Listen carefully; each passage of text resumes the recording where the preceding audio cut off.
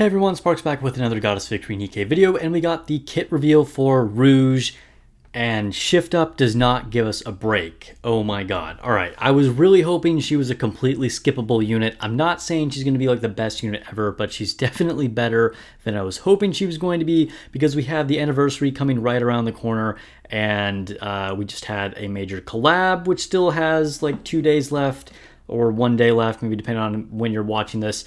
And yeah, I mean, it's a big demand. I mean, I shouldn't complain about cool stuff and good units, but it's a lot. So anyway, let's take a look at what she actually does. So right off the bat, before I actually read her skills, I really want to stress that she is part of the 777 squad, which is the same as Blanc and Noir. So the requirement for using another squad member from 777 is no longer restricted to just the pair of bunnies. Rouge should fulfill this requirement, so just keep that in mind. Okay, she is a burst 1 support sniper rifle electric type. Ammo capacity 6, reload time 2.3 seconds, deals 71% of attack as damage. Nothing crazy here.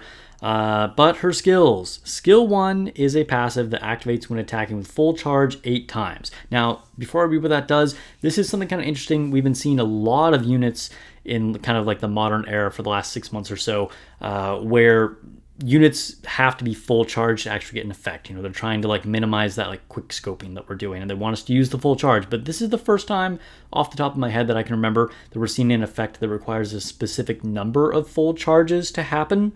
We have seen a specific number of attacks or hits before, but I don't think we've seen this specific requirement, so kind of interesting. Anyway, it affects all allies, and max HP goes up by 5% of the caster's max HP without restoring HP, and lasts for 5 seconds. Now, sounds kind of useless, but we'll get back to why that will be good.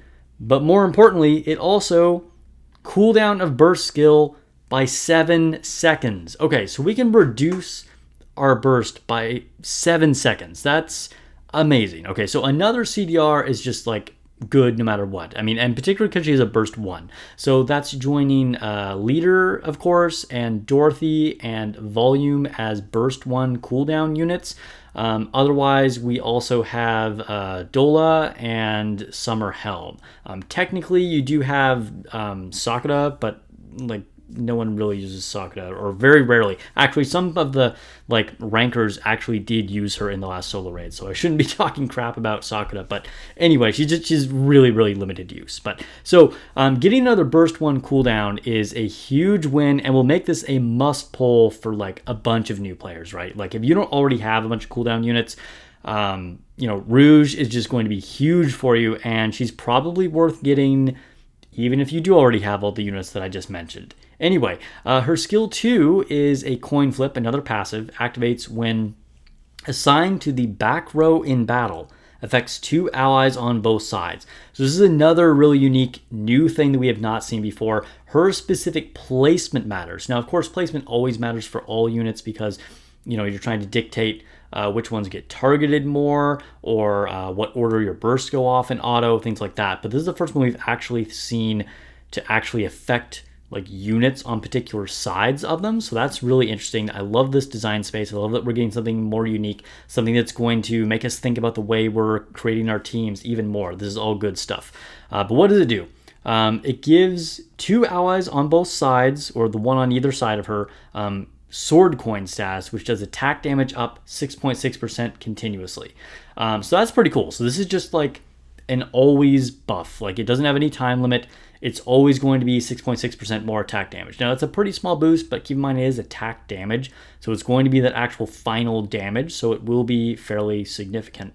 And then activates when attacking with full charge for 30 times. Affects self and 2 allies on both sides with sword coin status. So the same 2 units we just talked about. Shield coin damage taken goes down by 15% continuously, and activates when using burst skill for 5 times.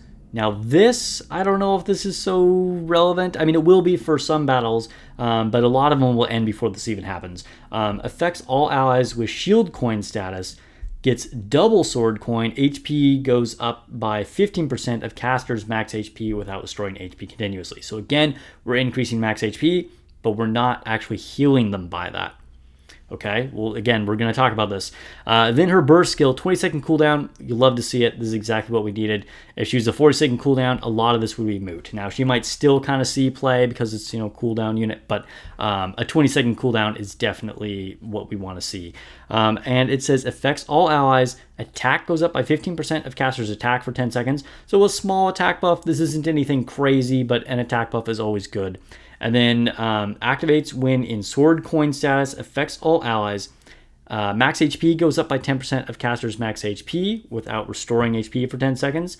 Activates when in shield coin status, and it goes up by 20% without healing it. And then activates when in double sword coin status, so assuming it's gotten like all the buffs from skill 2, max HP goes up by 30% of max HP without restoring it for 10 seconds. Okay, so what is the point of increasing max HP if it's never restoring it? Okay, now you could heal yourself and then like you would get that extra HP anyway. But more importantly, what this is really going to do is allow healers to heal more regardless of what anyone's max HP is. Because if their max HP is higher, most of the healer's skills are based off of whatever their max HP stat is. Notably, Blanc does this. So I actually have the cube on her that gives her more max HP because of this. Also, this is relevant for Rapunzel. A lot of healers do this. I might be wrong here. Check me if I am in the comments, but I think Noise also works the same way. A lot of healers do this. So just by increasing their max HP, having her next to Rouge, they will just heal all the other units way more. And you don't care what their max HP is. Because, like they're going to heal based off of like 15% of their max HP. And so you're just going to like keep all your other units more healthy. And I just picked 15% as an arbitrary number. You get what I'm saying. So this is going to be a huge healing buff. Obviously, it's meant to work with Blanc in particular, but a bunch of units are going to work with this. It's kind of fun. We can do just like a 7-7-7 team only because we have a burst 1, 2, 3. You can just go in with like Rouge and Blanc and Noir and like just see what you can do with that just for kicks. So that's an obvious setup. Whether Rouge will make it onto the Bunnies team as standard, we'll have to test out and see. Maybe. I have a hard time thinking she won't make it onto a raid team.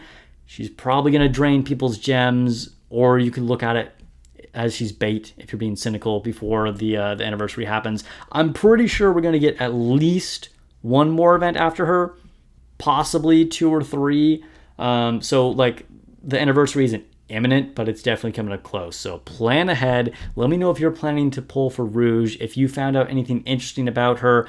If I said anything wrong, I kind of just like read this all live right now. Is actually in the middle of like editing another video and uploading it, and then I saw this, and so yeah, obviously I got to do this right away. All right, I'll catch you guys in the next video or on stream.